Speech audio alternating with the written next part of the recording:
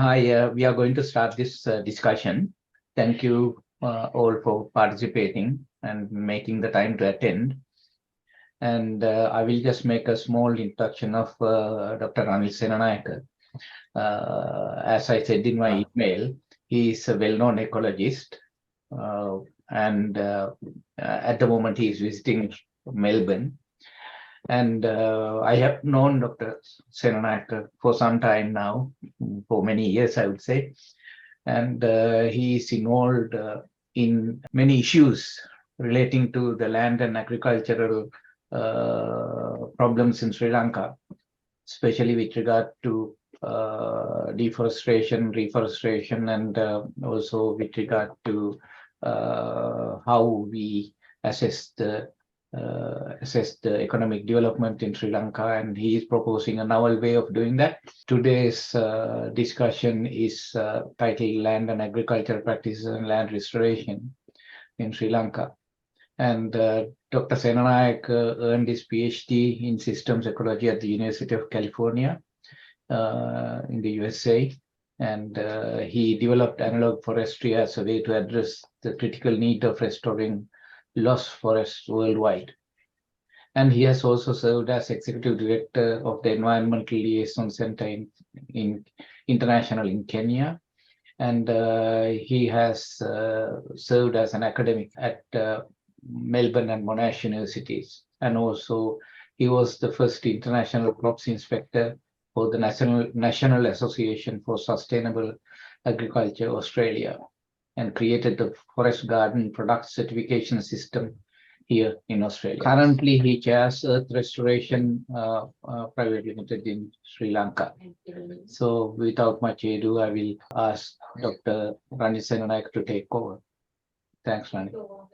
Thank you. Thank you, Lionel. Could I have a screen share, please? Thank you. Thank you all. Thank you for being here. I'd like to talk to you about what's happening in Sri Lanka, agricultural practices, the consequence of that, and there is indeed a desperate need in Sri Lanka for land restoration. I'll give you some history, which is not very good. I'll give you some positive ideas, and then let's go and look at what we can do getting into the future to come. Sri Lanka. Well, land use and agriculture, as we know, was traditionally governed by the waters coming from the mountains. Here you see the island. You see this dark area here, that's the mountains, and that ensures that the southwest monsoon waters are deposited here in the western quarter, southwestern quarter, while the northeastern area is dry, and that has given rise to two kinds of agriculture. One that works on one monsoon, and the other agriculture system that works on both.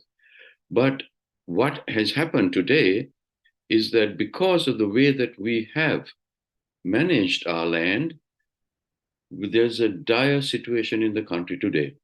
Over 90%, we have 103 river basins. You see the basins here. Of the 103 river basins, 90% are polluted. We are pulling groundwater out of the ground. The potential we have is 7.8 cubic kilometers squares per annum. We are losing it. We have exceeded the annual replenishment capacity of the groundwater potential of the country. And unfortunately, it's getting worse. The promotion of agrotoxins as developed agriculture has now resulted in over 24 kilograms per acre per year of agrotoxins. And these are applied all through the upper watersheds of the country. And then they go into the rivers and streams, and they flow down into the lowlands.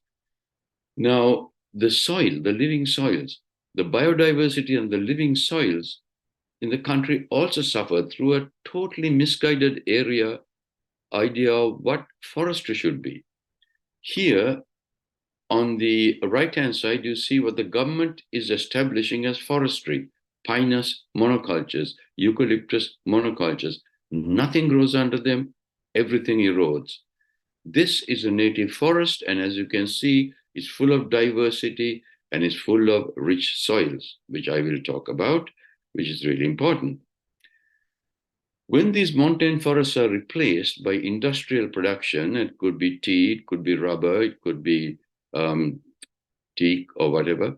When these forests are replaced by tea, as you can clearly see, biodiversity is completely lost. The biomass of the area is reduced almost to hardly anything. And here lies some of the great dangers for our nation. With the loss of the forest, the topsoil can't be retained, and it erodes with every rainfall event. And you can see from the tea bushes here that the water is eroding down. As soon as there's heavy rains, the topsoil is just cascading down into the oceans. And this is the reality of Sri Lanka and our mountains today.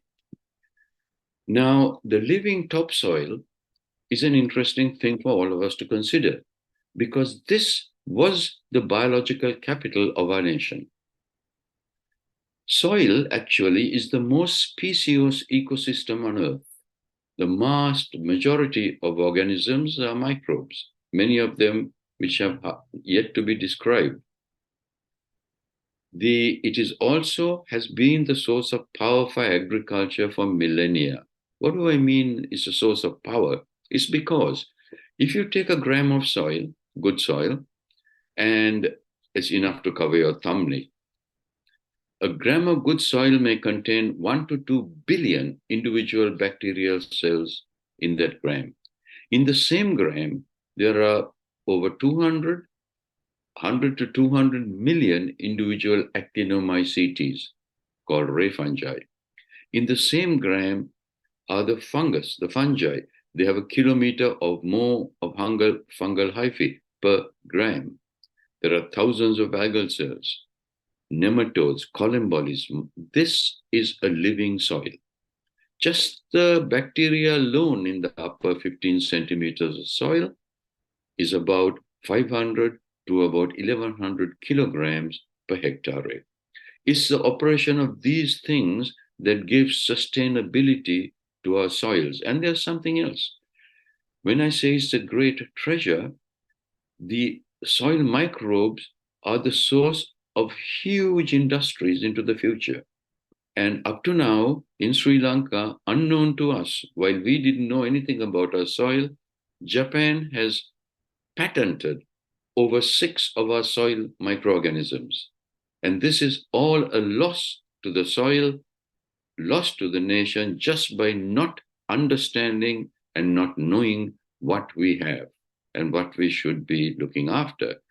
The way we know that there was these wonderful soils is these things called earth snakes. Sri Lanka boasts of having 16 or more species of earth snakes. Earth snakes are like whales to the ocean, so are earth snakes to soil. These are the biggest creatures, the predators of the soil. What this high number of earth snakes in Sri Lanka tells us is that once our mountains were covered with a soil of huge proportions where these things could evolve. Today, it's been reduced to little pockets everywhere, but these things in turn can tell us the success or the failure of our restoration efforts. If the government spends huge sums of money saying we are doing restoration, well, people can look for these things. If they're not there, their restoration efforts are useless. If they come and the soil is alive, we can say, yes, your restoration efforts were successful. So this is one way in which nature can actually hold the bureaucrats accountable. And onwards. Now, these losses, of course, can be reversed through management to encourage a living soil over time. But this requires capital, it requires manpower, and it requires knowledge and materials. As you can see in the figure above, eroded soil, grasses and little plants grow on it, the bacteria begin working, the soil starts growing, and little by little by little, the soil keeps growing. We can encourage it to do so. We can build it up by composting feeding and managing the soil. Now, a knowledge of the value of an active living soil and how it increases productivity is critical if our farmers have to understand how to increase their crops without relying on these huge quantities of agrochemicals. In this picture, you see wheat plants or rice plants. If there is a living soil around them, the roots get infected immediately with the soil fungi, and these fungi stretch out over 100, 500 times more than the roots of the plant, bringing water and nutrients into the plant. If there's no active soil around the roots of the plant, these plants cannot perform. They can only perform if you put artificial fertilizer into the soil. Otherwise, nothing happens because the soil is dead. And this is the knowledge we require to have sustainable productivity into the future. And another aspect of knowledge and knowing about the soil is that trees put out root exudates. Living soil can only exist if there are plants above giving them the food that they need, because soil doesn't happen by itself. It has to be fed and nurtured. Just like any other thing in agriculture, we have to nurture and grow our soils. And one of the best ways to do that is to have trees in the field, because as you can see here, the soil organisms go only as far as the tree roots go, because the soil organisms need organic material to live, and it's the tree roots that do it. So in the design of agriculture, another critical set of knowledge that's necessary is the use of trees to increase the depth of soil. Now, by not having any knowledge about the need to maintain a living soil, land management practices in Sri Lanka are becoming totally unsustainable. Here, these are small farmers scraping away at the hillsides of the Uva, and as you can see, this white subsoil is now starting to appear as the soil erodes down the mountainside. In this one, you see a tea estate clearing for the planting of their new tea. Nothing exists here. Everything is cleared smooth. There is no opportunity for trees or bushes or any contours to hold the soil. And the soil also has no chance of building up organic matter into the soil. Unfortunately, this is the tragedy that's unfolding before our eyes in the mountains of Sri Lanka. And we need knowledge on the materials required to increase the soil organic matter. We need composting with carbonaceous matter to put carbon back into the soil, but you can't just put it back as raw leaves and plants. We have to compost it, increase its nutrient potential, and then we start feeding the soil. Now, we need knowledge in these things. Here's another set of knowledge that is now coming to us, which we did not have in Sri Lanka. This came from Brazil, but now we are finding out that if you incorporate biochar into the living soil, we provide surface areas for colonization by microorganisms. What do I say? These are small microphotographs of what we call biochar or charcoal. These are pieces of wood, plants that have been burnt down, but their skeletons, like charcoal, are retained. What happens with bacteria? I told you about the billions of bacteria in the soil. It is possible if they have surfaces to colonize.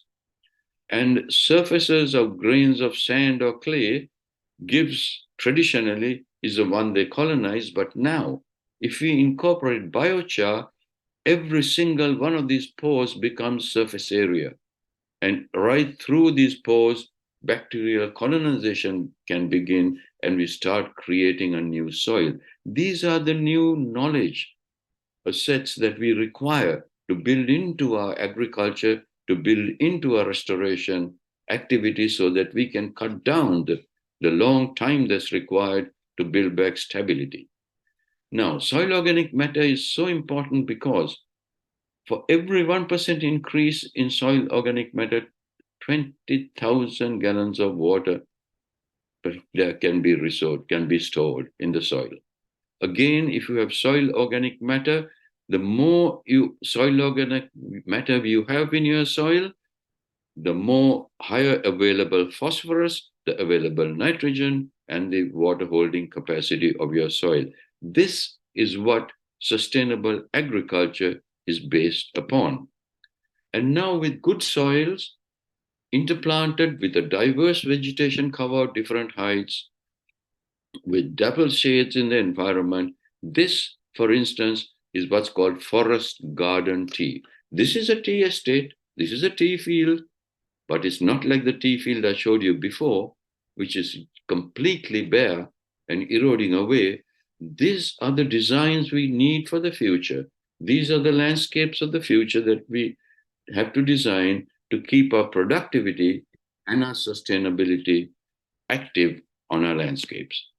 Now, because of what we do, currently many certification systems exist now to facilitate value addition in restorative farming. So all these certificates now are available. In Sri Lanka, there is over 45,000 certified hectares of organic land where the farmers can have value addition to their crop because of the way they do their agriculture. Now, this is important, and this is one way that we can move into the future. Unfortunately, our movement into the future is being stifled by our own people and by what we call development. You see, the driving force behind land and agricultural practices over the last 50 years was fossil energy. The government in 1979 made a formal announcement. They said, no oil means no development, and less oil, less development. It is oil that keeps the wheels of development moving. 1979. And they got this nation tied to the use and consumption of fossil fuel as development. Now, I'd like to compare that with where the oil comes from. This is the Shuar people. It's an Amazonian tribe in Ecuador. And under their feet, there's massive deposits of oil. But they oppose its mining because they say oil represents the spirits of the dead. Ask it for power and you sacrifice your children. And when you see with climate change what's happening around us today, who has been smarter in understanding the power of oil? The unlettered Shuar or so-called educated politicians? I would hesitate to think that these people had any idea of where they were taking us to when they tied us up to fossil energy. What they did was this whole myth of economic development through fossil fuel consumption leads totally to oil addiction. And development, where are we? We are in a thing where we are made to run round and round in circles. Happiness is just around the corner. You got to make more money. You got to buy more things. You have to keep going, buy, until you're totally addicted to the system. And this system is driven by oil. And when then the whole nation itself becomes addicted to fossil energy. And the cost of having the environment observe the negative externalities created by this fossil-led industrial revolutions, including the green revolution, agriculture, is creating the phenomenon of global warming. Now, this is what's going on the planet today. Carbon dioxide concentration is rising constantly because we are burning fossil fuel. And as a consequence, the global temperatures keep rising until all of us are aware of what's happening today around the world with the global temperatures. But temperature is important because chlorophyll, like any enzyme, has a thermal threshold. And the lethal threshold for most plants and chlorophyll begins at 40 degrees centigrade. what happens with chlorophyll is the rate of reaction goes up until about 37, 38 degrees, and beyond that, it starts collapsing. And in some crops, it happens much earlier. For broccoli, it's 25 degrees is the max. For things like maize, 40. So chlorophyll has an optimal operating temperature, and it is going to be denatured. Why then is this chlorophyll so important? Why should we be so concerned about the temperature rising affecting chlorophyll? It is because chlorophyll is the basis of all agriculture, because the basis of all agriculture and productivity is photosynthesis. All of you have learned about photosynthesis. Sunlight strikes a leaf, it's captured by life, oxygen is released, and a sugar is made. And this absorption of light energy is done through chlorophyll. So when the temperature starts going up, as it's going today, it becomes very dangerous for not only us, but the whole world. The tragedy here is this, that in December 2015, Sri Lanka, that is the presidential delegation, presented a position paper. And in that position paper, they said, we are aware that the optimum operating temperature of chlorophyll is 37 degrees. In a warming world, temperatures will soar well below that. Food production will be severely impacted.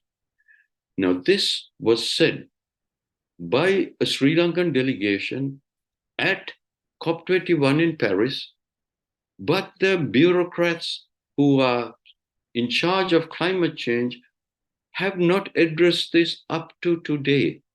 And here we are facing temperature increases like never before, and we still have not taken any steps to protect our farmers and our production areas from a rise in temperature.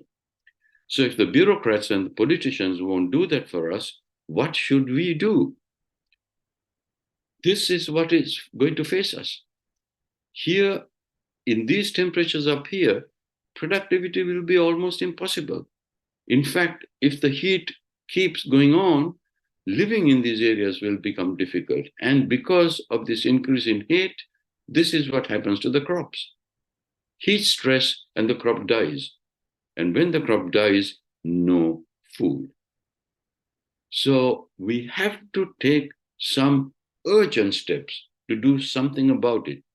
And it doesn't matter whether you're living in India, Sri Lanka, Brazil, or Australia.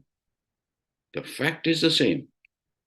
Pass the thermal threshold of chlorophyll and you have no food. You die. So what can we do? One of the possibilities is to adapt to the oncoming heat waves, is to utilize a thing called transpirative cooling created by trees. One large tree has a cooling equivalent about 1,200,000 British thermal units a day of ambient cooling. It can be seen by this, it can be seen by this figure below, and you will experience it yourself when you go out. If you go under a tree or a tree-covered environment, the temperature is much cooler. Now, the question is, can we use this knowledge now to protect ourselves into the future that we are going to head into? Because we have to have some design considerations for future agriculture. If we have industrial agriculture in this manner, featureless open plains with just only the crop there, if a heat dome comes over these areas, that's the end of this crop. It's all over. Or should we change the landscape to be more like this, which is the traditional rice production landscape of Sri Lanka, where we have trees that surround our rice paddies. And when you have trees that surround our rice paddies, the ambient temperature is at least 2 to 3 degrees cooler around. and can be assured of a crop into the future. So these are critical features we have to think about for future planning. Now, there is unfortunately something happening that again has not been addressed very well, and this is urbanization, because each ecosystem has a maximal yield of ecosystem services in any landscape.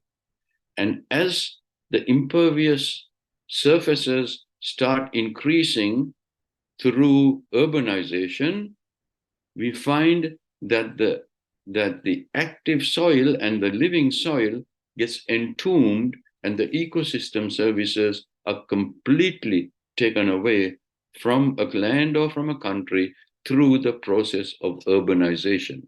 And unfortunately, the opportunity cost of this action is never paid. Because if you look at what happens with urbanization, all soil functions cease, because here is an organic process in the soil where there are trees, the roots are in there, there's an interchange of atmospheric and soil gases constantly. But when we urbanize, we put a flexible or rigid pavement, that's it. Nothing enters, no water, no air, nothing enters. We entomb the living soil completely. So we have to think about, if we do this, then we have to look at the rural sector as having to pick up the load that the urban sector has taken. And how can we do this? Where is the money? Actually, if you look around, there is the money, there is a resource.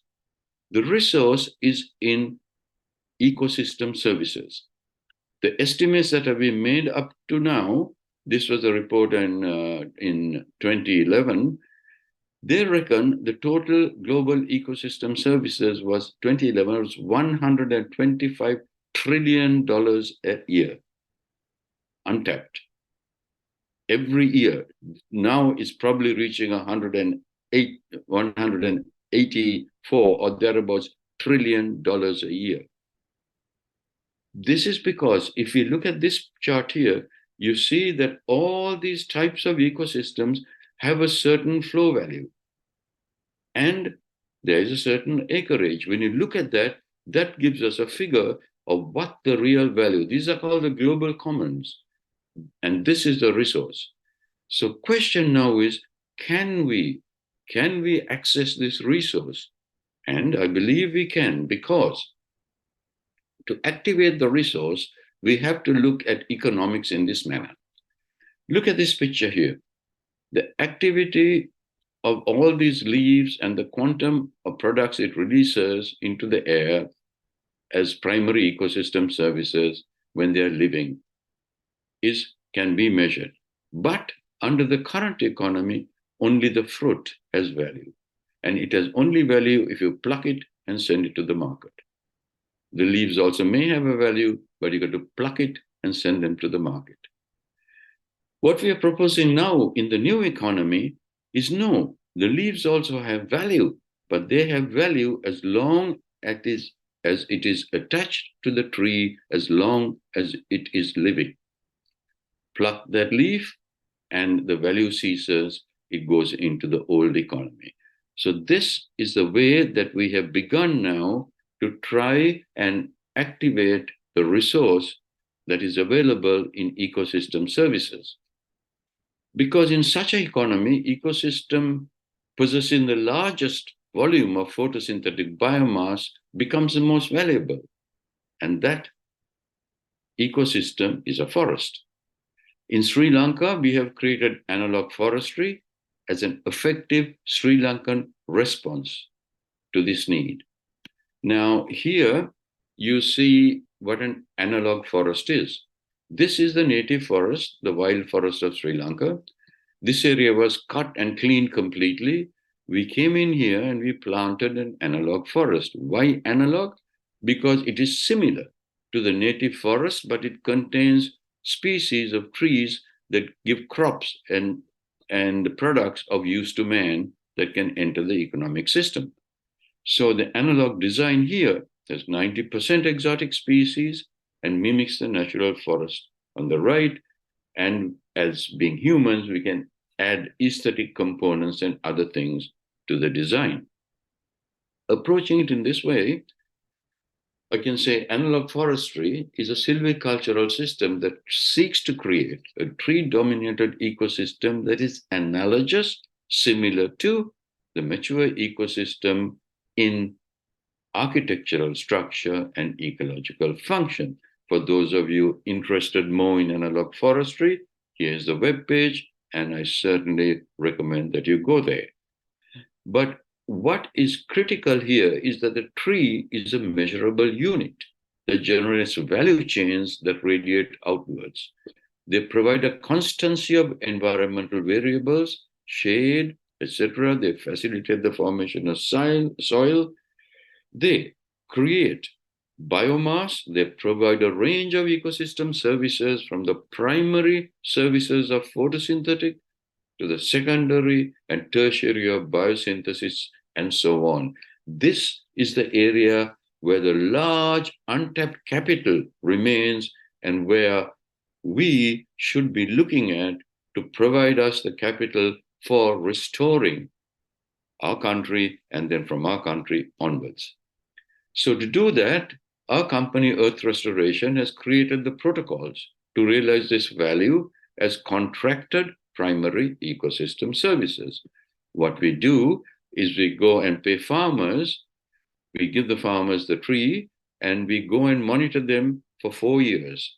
We measure the amount of photosynthetic biomass on their tree, and they're paid for the photosynthetic biomass on their tree. And when we understand what they got, we can compute, we got the algorithms to tell us how much oxygen is created, how much clean water is made by these plants. When we put money into the system, 80% of all the investment that goes into the hands of the farmer. And when the farmer has to design and grow the farm, we encourage them to use this kind of design system, which is called analog forestry. Now, here is a life force unit in operation in Sri Lanka. These farmers here have got these units there. The investor can go to Google, go down and see the units that they have invested in. They can meet the farmers, they can see the plant that's put in there, and year by year, you can see the photosynthetic biomass growth, and with it, how much oxygen has been produced by our plant, how much clean water has been produced by our plant. And because it's a contracted process, the value of this then is then credited to the electronic wallet of the investor. So this is an entirely new process to start restoring the landscapes, at the same time using the rural poor as the most important participants who can help us achieve this, and ensuring that they are not paid that pittance that tree planting programs have been paying them all these years, $1, $2, $3. No, they should be paid for looking after the tree for 4 years, putting their energy and putting their skill. So this program then starts building farmers and starts building the rural economy up. Now, currently, leaves produce a surface area about 4.3 times the total area of land on the planet. But they are being lost at an exponential rate, and they are the life support system of this planet. And frighteningly, less than 8% of the surface area of the planet has the potential of these living soils that I spoke to you about, that we can grow again to support the plants and their life-giving leaves. So unless we place a value on the services, these ecosystem services, we can't slow the decline. And this is the new growth area we should be looking at, developing, doing the research on, to create a change both in the rural economy and in the ambient ecosystem that has been degraded so much now. So with this knowledge that we have given, can we restore our land back to its resplendent state? And could we heal the planet while we are about it? We have a new system in Sri Lanka called the Primary Ecosystem Services, Contracted Primary Ecosystem Services. Tomorrow I'll be doing a presentation on that and how you can enter the process. And in the meanwhile, I encourage you to go to the webpage of Earth Restoration, go to the webpage of Analog Forestry, and look at the new technologies and techniques that could help us restore the beauty that was once Sri Lanka. Thank you very much.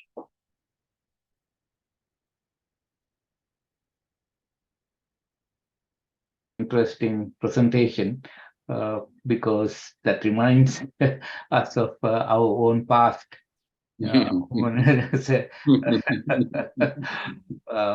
Now, this whole idea is, although it is in a scientific way, you have presented in a modern sense of the word, but I think I mentioned earlier, this whole idea was presented in Sri Lanka in the 1950s, not in this advanced way, but in a more preliminary way by Dr. S.A. Vikramasinghe. He was my political teacher, the very first one, in a booklet called Idri Mother, the Forward Path. And he spoke about the devastation that will be done by the way the agricultural processes are performed in Sri Lanka. And that will lead to devastation in the future. And that is what has happened. And now we are trying to address that issue. So that is why I'm saying it is interesting. Now, I will open it to the floor. And if you have any concerns or questions or clarifications you need, it is time now. So I will let you ask any question from Dr. Ranil Senanayake.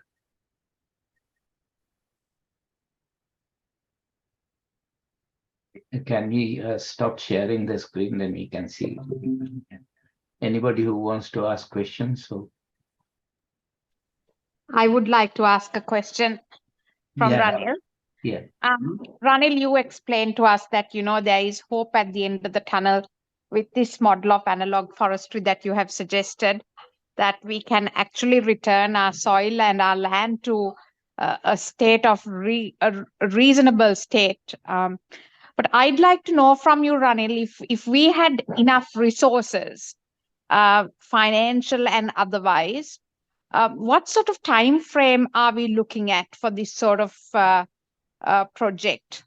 How complex is it, and are we able to get an idea as to how long we need to allocate, provided we have the resources, of course? Okay, I'll answer that, Noeline. The thing is, the resources, right, and experience. In our experience, it takes about 4 to 5 years to make the change. And in our experience, we find that in 4 years' time, we have worked with the ladies in Chetikulam, who were the war widows, who were the first participants with us in our program. And we find that with this, we can not only change with this approach, not only can we change the environment, we change the people too. Because consider what we look at into the rural sector as a unit, as something that produces primary ecosystem services, a contracted unit, is $100 represented by $100 in fiat currency paid over 4 years to that farmer. If they have 10 trees or units in their total planting of the farm, they are confident they can move ahead into the future because they have another source of wealth other than the little crops they have to struggle with. So we have to, and where can we access it? This is the global commons. This is the new market we should be looking at. And the way we have, as a company, moved into this thing is made it possible for individual people to purchase into this thing and receive at the end of the process a receipt or a NFT or the QR code or a certificate, which also becomes a transactable document. So we are hoping to create first a change on the ground. We are hoping to create a change in the farmer's mentality, all by accessing people who are interested in investing in this or supporting it, and then moving that support into the rural sector to ensure that the largest amount of that support goes into the hands of the rural sector. Because today, the problem is none of the programs that purport to help the rural sector really do so. I was looking at a forest department memo the other day, which says, don't give any money from any of these projects into the hands of the people. Use that to set up programs where we can teach them. Basically, pay the bureaucrats and don't pay the farmers. We've got to change that. We've got to look at the farmers as the most important component of restoration and try to build them up. And I think that's the way forward. I've got another question for you, Ranil. Yes, indeed. Can you explain to us the kind of or the level of state support you have received for your program so far, and to move this forward, whether that needs to be changed? No, I have not received any support from the state. In fact, in my 35 plus years of experience in Sri Lanka, doing analog forestry at Belipola, etc., not one person from the agriculture department, forest department, or wildlife department has come to our training center. Also, as the only systems ecologist in Sri Lanka, and probably that part of Asia, I have not for the last 35 years been asked for a single consultancy for the government of Sri Lanka or invited to sit on a single consultative board with any of the bureaucrats of the government of Sri Lanka, whatever party came in. So that's my relationship, unfortunately or fortunately. But that shouldn't stop us, because those people don't represent Sri Lanka. Sri Lanka is out there in the rural sector. That's our people, and that's where I believe we have to reach out to try and lift ourselves up again.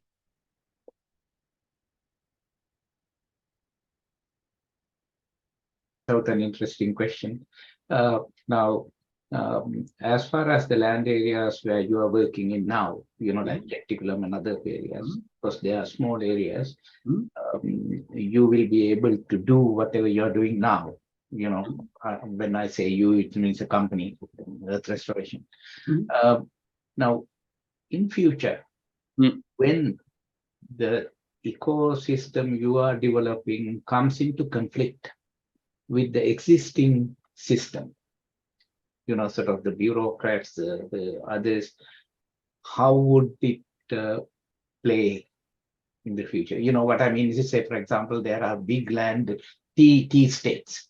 And then, sort of when they see, sort of this is a threat.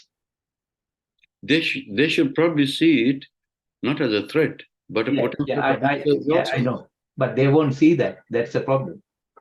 I wonder, having been in this thing for long, actually, even since I've been working around in Cuba, Honduras, etc., in Honduras, the company Dole, and they're the bad boys in this whole thing. Yeah. Right. The company Dole, they picked up on the ideas and said, yes, no, we'd like to try it, maybe. So I don't care who it is. If they take the ideas and change the land, that is what the future generations want. So that is how we should look at it. Change the landscape, change the land, make it sustainable for the children of the future. Thank you. If we have more time, I have another question for Ranil. Sure. Dr. Bopage, do we have others? Because I can't see. Do you have others wanting to ask questions? I don't want No, to. no, you can go ahead, Noeli. Yeah. Okay. Ranil, Mm. there are so many factors that would have contributed to the loss of forest cover in Sri Lanka, including poor agricultural practices, colonialism, so on and so forth. My question goes directly to the 30-year war that we fought. The north and the east are areas that we in the south have had little access to, and haven't got much of first-hand experience. But I believe that you have that first-hand experience. Can you give us a bit of an insight as to how the war has actually impacted on the loss of forest areas in these areas, corruption and war? Well, on both sides, when the war was going on, there was no concern for the forest or, looking after the environment. Unfortunately. But now that it's over, we see that a lot of areas that are untouched because of the war, because people couldn't get in there. These areas are now being looked at by the politicians as things that they can make money on. They can now start inviting multinationals or God knows what. So in the north and in the east are the largest acreage of forest left as a consequence of this. And that we should see as a blessing and rush to protect them. Unfortunately, the present trend is not to do so. But if you use primary ecosystem services and the ideas that I'm proposing, those areas suddenly could become very valuable indeed because of the ecosystem services that they produce. So we have to begin new dialogues, new ways of looking at things, and new discussions. And I'm hoping that, all us people on these platforms will in future be on other platforms where we discuss this future that we have to create. If Thanks, I may Ranil. ask a question as well, just flicking back to a few months ago, actually more probably a year ago, there was that documentary that went on SBS with yourself on it, called Sri Lanka's Organic Dream. And in that, one thing that sticks in my mind is a few of the farmers they interviewed saying, why did they even follow this path? And there seemed to be a massive reticence and mistrust, which is obvious why it came about in regards to organic and sustainable agriculture.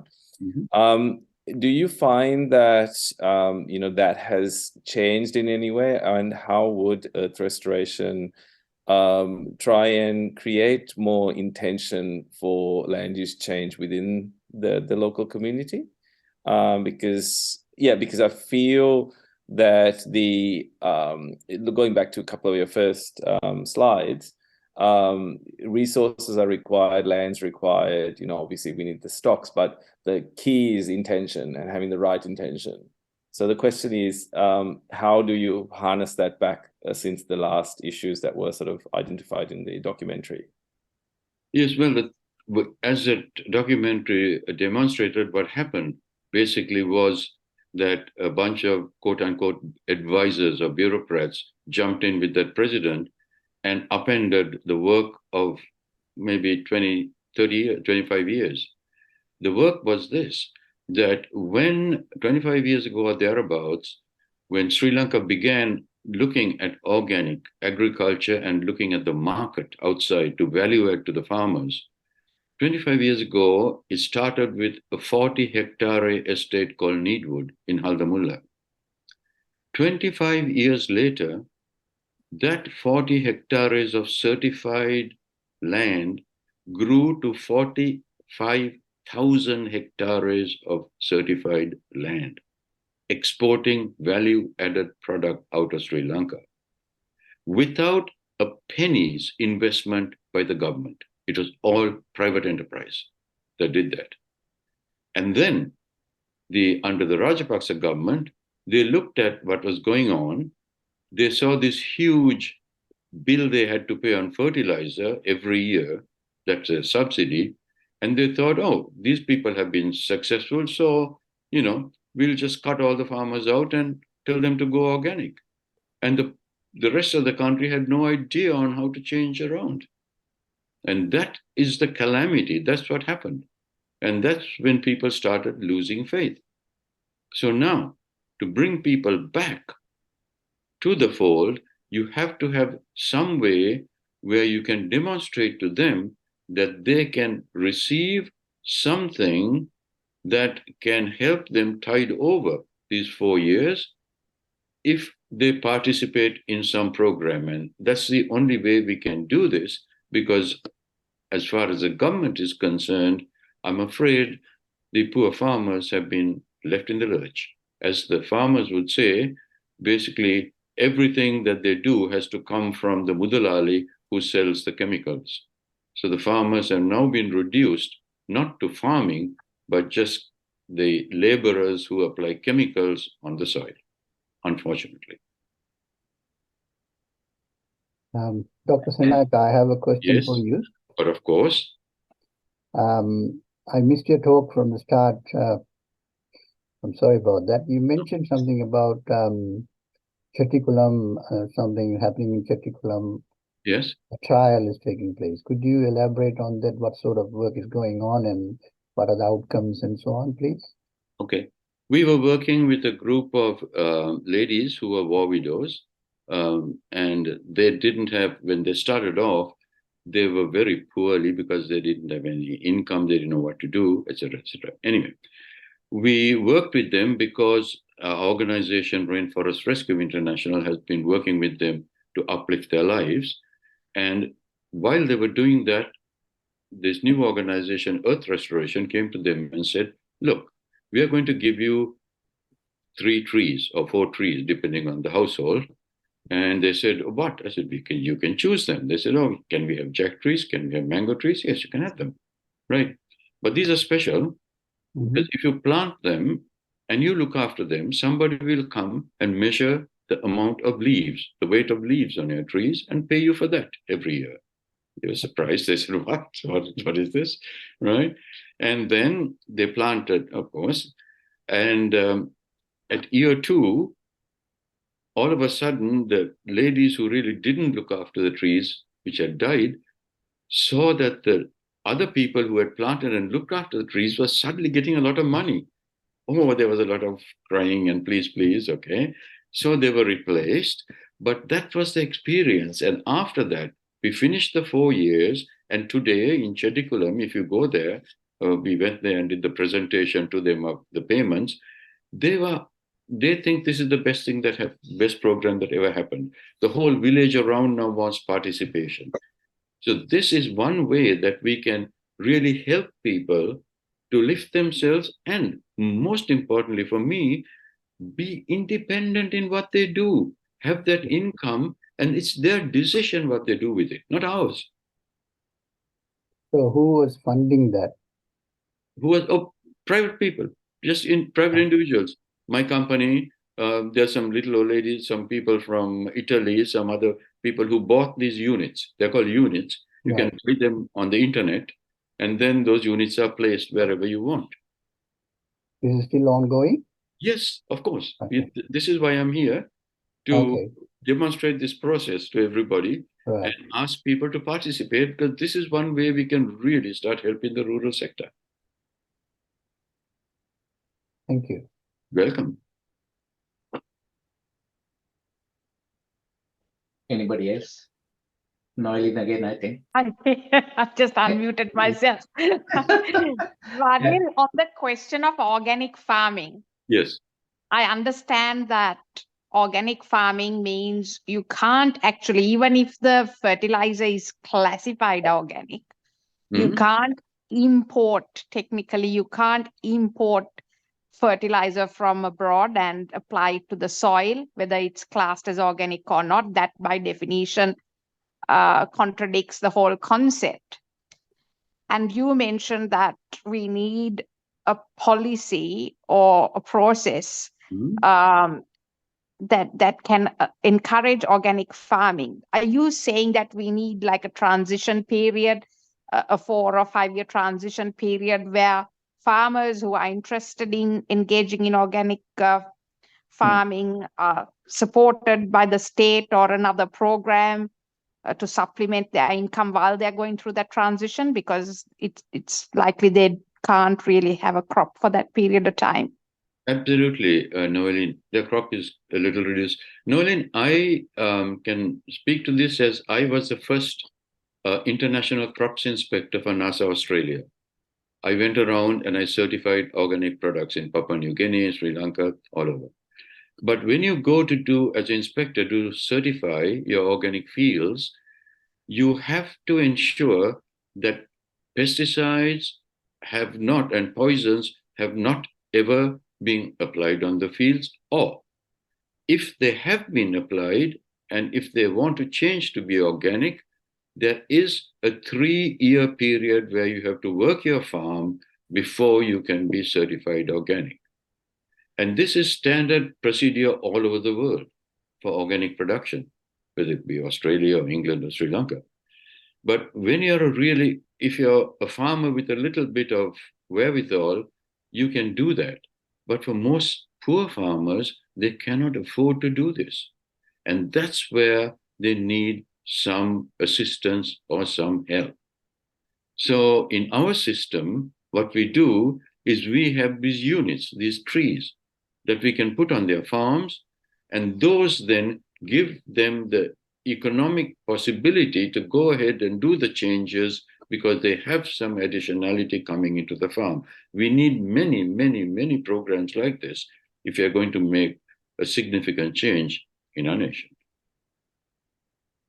Do we have any do we have any examples internationally where countries have successfully done this with state support, a move from inorganic to organic agriculture with state support? Bhutan. Do you know as a percentage what percentage they were able to transition? The whole country is organic now. Right. And how long did that program take, Ranil? 7, 8 years. I mean, the king and all those people are really involved. They had some very smart people there. So, it depends. So they are now 100% organic. It depends on the leadership. It ultimately depends on the leadership. Yeah, in Sri Lanka, the issue was not that people don't want to go organic, but they didn't know how to do it. How to do it, the government exactly. forced them to go overnight. Exactly. That was the issue. Yeah. One last question, and I promise not to ask any more. Ranil, about quarantine. Now in Australia, we have got such a strong quarantine system to protect our crops and our agriculture. My understanding is that Sri Lanka is very far behind when it comes to policies and procedures when it comes to quarantining. What is your experience and what are your thoughts? No, I wouldn't say that because when the president did this organic overnight, obviously his catchers were waiting, and one of the Rajapaksas had ordered a ship of compost or of organic fertilizer from China, right? And it was coming, and Sri Lanka didn't allow it. The phytosanitary people said, no, you can't allow it to come in. It's against the laws, against the rules of the country. They tried to lift it, and it was sent back. And the Chinese were trying to, sue Sri Lanka for the load of, garbage that they were sending. But thank you very much to the agriculture department, the quarantine people. They stood strong. What about at ports, at other points of border control, like our airports and ports? Is there sufficient procedures in place?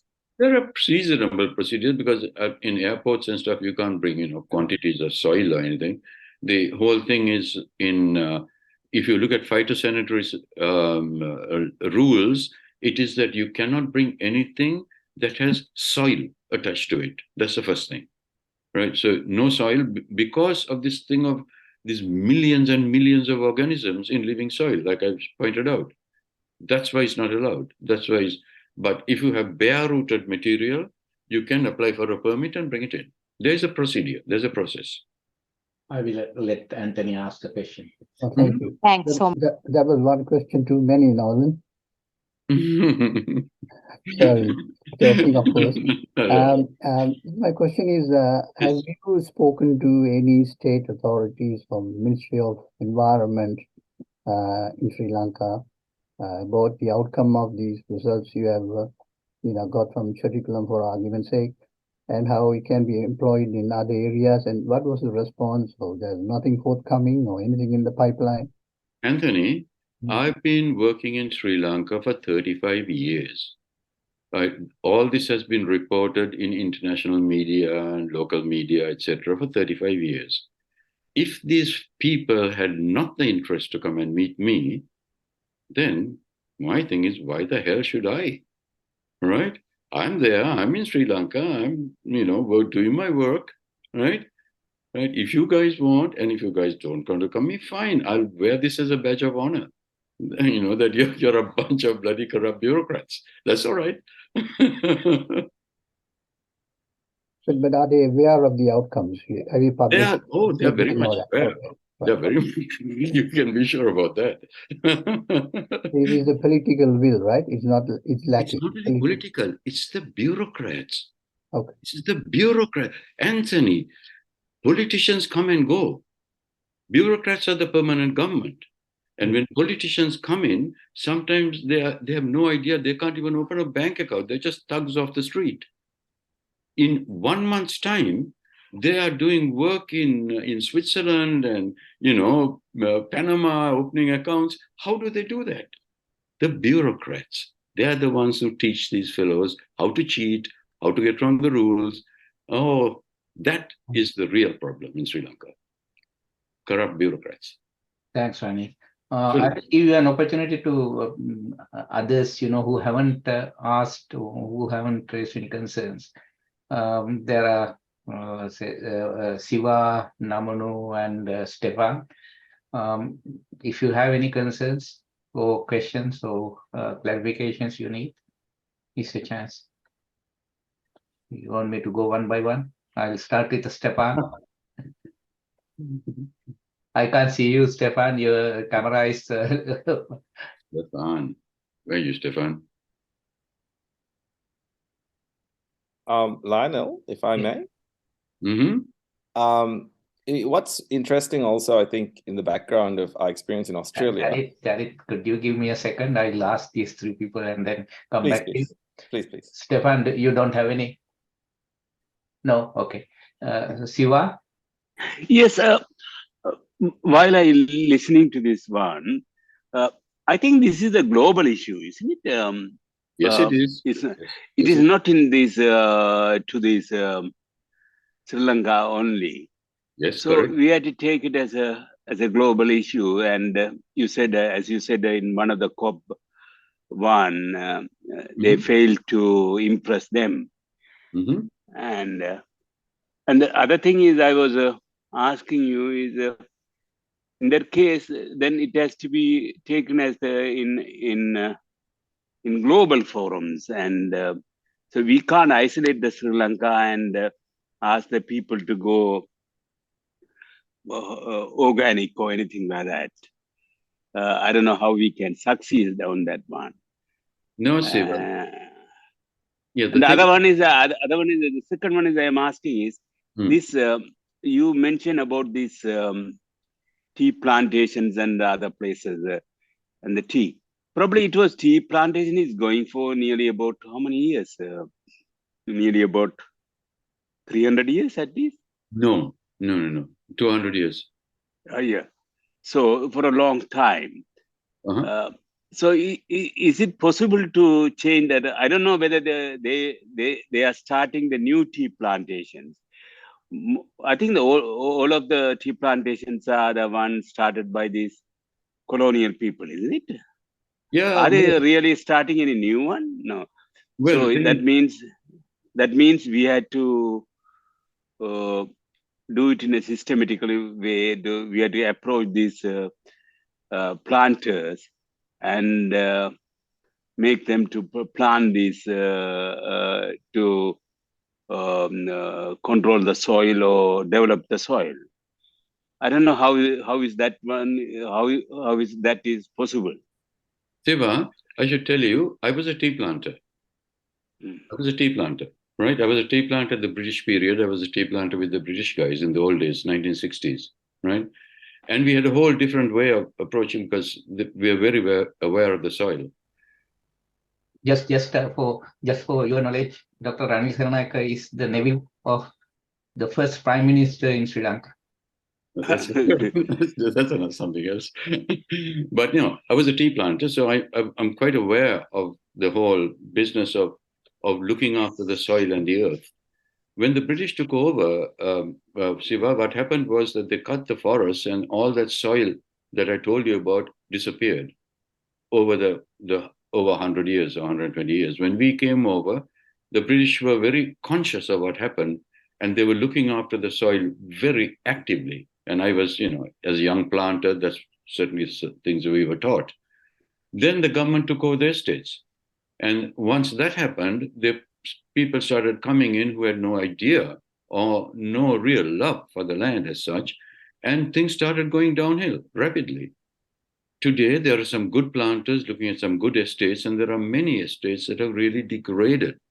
And what we have to do now is build those estates back, not with tea, but with analog forests that will give us more crops, will give us biomass, and will give us biodiversity. So you mean to say those days, before the nationalization, they had an analog forest integrated with this? They had good soil management. They had good agricultural practices. For example, what are they? Contour draining, burying prunings, all that kind of management systems were in place. You had to do it on the estates. You had to have your medium shade, your tall shade. This is a part of the estate design and estate management. They all went off. Okay, Siva. Okay, thank you then. Yeah, sure. Namunu, is there a question? Ranil, I think this was a question I just wanted clarification. It's regarding Israel. So they use sort of a technology into agriculture, and so it seems to be quite advanced and seems to be using a lot of the bio angle. I'm not sure. Is that what's your thought about it? Like, can we apply the similar things what they do? All over the world. Ranil, I might add the question to Namunu's. Yeah. Because he was asking a question about Israel. It gives rise to two issues. One is that Israel has converted many deserts into productive agricultural areas. One issue, one part. The second issue is, at the same time, they destroyed most of the, is that called kubits? The cooperative sort of communes they started. Originally, that is how agriculture started in Israel. And the government went against these communes. And I think there are only a couple of communes remaining in Israel. So I would like to know your thoughts. Thank you.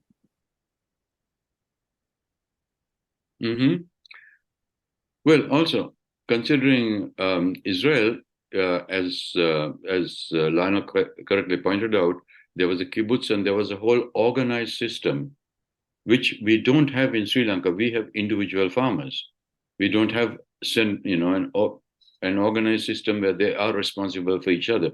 That's what really made things happen very well out there.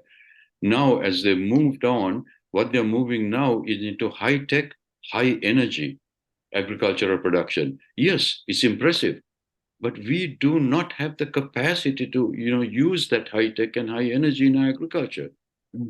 We must design our agriculture with what we have, not with external inputs, because that is dangerous. You're always beholden to somebody else. Thanks. Just on that, if I may ask for Ranil's comments. Ranil, Sri Lanka, our civilization is not 2,500 years old. It's tens of thousands of years old. We wouldn't have been able to grow as a civilization if we couldn't produce our own food and be self-sustained in those ways. So my question is, how do you perceive returning back to some of those traditional methods of agriculture as a ways and means of facing these challenges? For example, you mentioned we don't have the resources, nor should we look at, even if we had the resources, at looking at high energy use, say energy centric methodology. So don't you think then the answer is going back to some of our traditional practices? Yeah, well, actually, Noeline, funnily, we are heading into a stage of climate change where water is going to be compromised.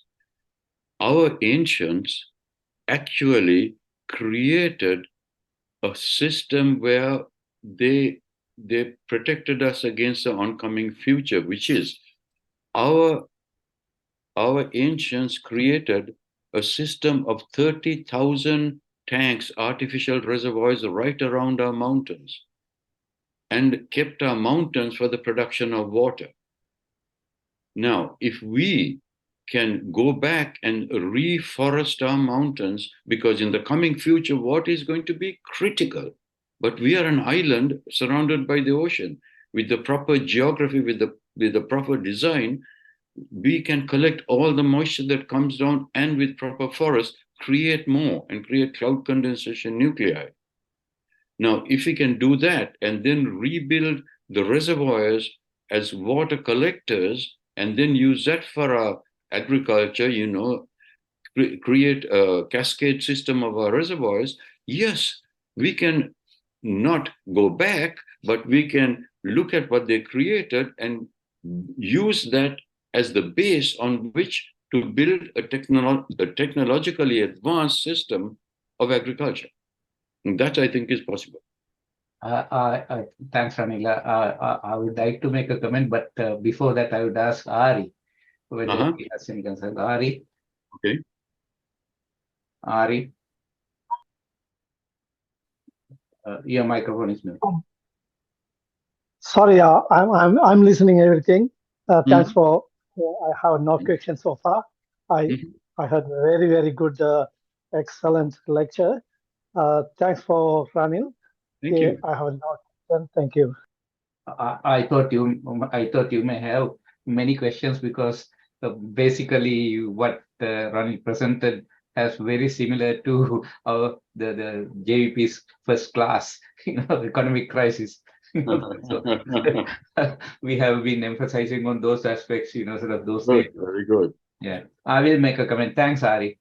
Thank you. Now, I just wanted to ask you, you were commenting, I have forgotten what the whole thing is. What was the last thing in response to Noeline? You said something. I lost it. Well, he said that we don't have to look back, we can move forward, we can adopt those principles. That's right. Yes. Now, about these tea plantations, sort of which was established during the last 2 centuries. Yes. We can combine the modern scientific knowledge and use it with whatever the traditional knowledge we have. Yes. Sort of, and I think that is the best way to go. Say, for example, what we discussed those days, this is also in educational camps we had in the JVP, the first class, what we thought is there are certain areas where the geographical slope is very high, where we cannot maintain any tea plantations. Correct. Because the the soil erosion is so high. And so we can still have tea plantations in areas where we can maintain those without any issue. But those areas where we cannot, we have to convert them into say analog forestry or whatever, sort of useful forests. I mean, even those days, I think people had useful forests, where vegetation was the main source of, sort of. Absolutely. Yeah, so I just wanted to make that comment. So what we should look for is a combination, sort of not high energy source of, sort of expensive processes, but if we can use renewable energy sources in Sri Lanka, because we have so much of renewable energy, sort of water, sun, sea, wind, sort of all those. If we use them, I think we have enough energy sources to maintain it without depending on fossil fuel. Absolutely, and that's the way forward, Lionel. I mean, I totally agree. I'm with you there, and good ideas and good thoughts, are perennial. There's nothing new in good ideas and good thoughts. They're perennial. I would like to confirm what you said, Ranil, about this building small, what you call reservoirs, tanks in different areas. I remember when I first read Dr. S. Vikramasinghe's pamphlet, he compared Galloya development scheme with the Tennessee Valley scheme in the United States, because the same company designed both. Okay. Right? And the Tennessee Valley development was based on what you said, the small tanks everywhere collecting water without building huge dams. Correct. Like Galloya, right? Whereas Galloya, they built a huge dam in Ingeniagala, and later on they didn't have enough water to do agriculture or to generate electrical power, or ultimately it almost failed. I don't know how it is doing now. So what you said is 100% correct. We have to develop our own systems where it's sustainable. Correct. I'm with you totally. So this is the journey, and this is where all of us must participate in trying to build this journey up for the future. And the more discussions we have, the more we can share with other people. And I'm glad you set this up. Thank you, Lionel. All right. Before finishing this session, because it's 1.5 hours now since we started, is there anything we can do? I know when we had initial discussions, maybe about 5-6 years back, I can't remember, and I promised to help you in some aspects, but I couldn't, because at that time I think that systems are not so developed. So I would like to make a contribution, not sort of maybe in a regular way, sort of. And is there any way we could help, or what we could do? Tomorrow, when I present this whole question of, a new source of rural wealth, then I want to propose that we identify a community in Sri Lanka, and we get a group of people together to put these units into that community and look at that basically, and follow that on our computers, because it will be on Google, right? And look at that as the process to help the future. If we are successful in the first year, if we see results coming, because we know we've already done it once, so then we can look at broader community, and not only ourselves, we can turn around and look at Australia and look at the farming community and say, here is a way that we have developed that the farming community can be recognized and receive the financial recognition for the work that they have been doing all along, that people have taken for nothing, for granted. So I would like us in Sri Lanka to set up the model, and we have a small village I can work on, and then use that model then to expand into Sri Lanka and also give it to the rest of the world. So that's tomorrow's meeting, is where I will demonstrate all this, and I will suggest, hopefully, that a group of us come together, form a committee here in Australia, right? If you appreciate and you want to do this, and then we will begin a process. Would you Rana, can I ask Anthony. one more question, please? Yes, Yeah. Okay, this is to Dr. Senanayake. Yeah. Dr. Senanayake, do you think the provincial councils will be able to, say, launch these kinds of projects if they wish to do so? What you're trying to do, like buying units and all that. Will the provincial councils themselves be able to grant you the, say, the land or the permission, license, or whatever it is in Sri Lanka? Can do that? Can they do that if they want? Well, Anthony, the deal is that we are a private company. Yes. And we can go to anybody we want anywhere, right, and offer our product. So if it's a poor farmer, fine. If it's a provincial councillor, fine. You know, we all. Will they have, if you know, do they have the if you like, legal license to do these things? For our company, we require that they show ownership of the land. Okay. Right. They must have ownership. Then we can contract them and we can get this thing going. Later on, who knows what this will develop into? Because this is the first time in the world such a thing has been done. And that is, we are looking at putting a value on positive externalities, economically speaking. Up to now, the whole world, we've got into trouble because of negative externalities. We've allowed the fossil industry to do this, right? Now, I am turning it on its head, and I'm looking at positive externalities, and my system is driven on positive externalities. So yes, I'm interested in making a global change. Yes. The reason why I asked it was sometimes the central government, so-called central government, can say, no, you can't do this. This is our area. This is why I'm a private company, and I deal with private property. The farmers sign a contract with me for their private property. I have taken, otherwise they'll crawl all over you. But when you're a business and when it's private property, they dare not come. So that's our shield. Thank you. Sure, you're welcome. Thanks. Tomorrow there is a face-to-face discussion in Carlton. So if Stefan could explain what is happening, that would be helpful, because there are a couple of people who don't know about it.